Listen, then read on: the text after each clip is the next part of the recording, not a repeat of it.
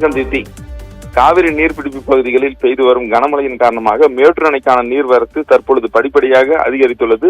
இன்று காலை 14,000 கனஅடியை கடந்து தண்ணீர் வெளியேறியது.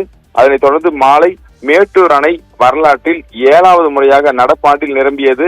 குறிப்பாக கடந்த ஜூன் 29ஆம் தேதி முதல் முறை எட்டியது. அதனைத் தொடர்ந்து அடுத்தடுத்து 6 முறை நடப்பாண்டில் மேட்டூர் அணை அதன் முழு கொள்ளளவை எட்டியது.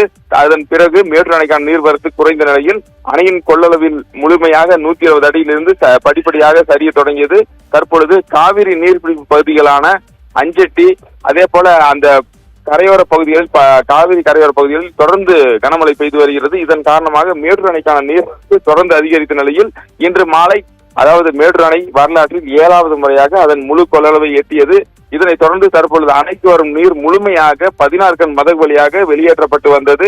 மாலை 20,000 கனஅடி நீர் வெளியேற்றப்பட்டு வந்த நிலையில் தற்பொழுது 22,500 கனஅடியாக அதிகரிக்கப்பட்டுள்ளது.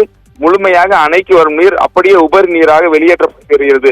இதன் காரணமாக வெள்ள அபாய எச்சரிக்கை விடுக்கப்பட்டு மேட்டூர் அணை சுற்றியுள்ள தங்கமார்புரிப்பட்டினம், கேம்ப் ஹவுஸ், RS புரம் உள்ளிட்ட பகுதிகளில் காவிரி துறை அதிகாரிகள், அதே போல தீயணைப்புத்துறை அதிகாரிகள் ஒலிபெருக்கி மூலம் எச்சரிக்கையும் விடுத்து மக்களை பாதுகாப்பான இடங்களுக்கு செல்லவும் அறிவுறுத்தினர். தொடர்ந்து நீர்வரத்து அதிகரித்துள்ளதால் 24 மணி நேரமும் நீர்வளத்துறை அதிகாரிகள் காவிரி கரையின் 4 பகுதிகளிலும் நீர் வரத்தை கண்காணித்து வருகின்றனர்.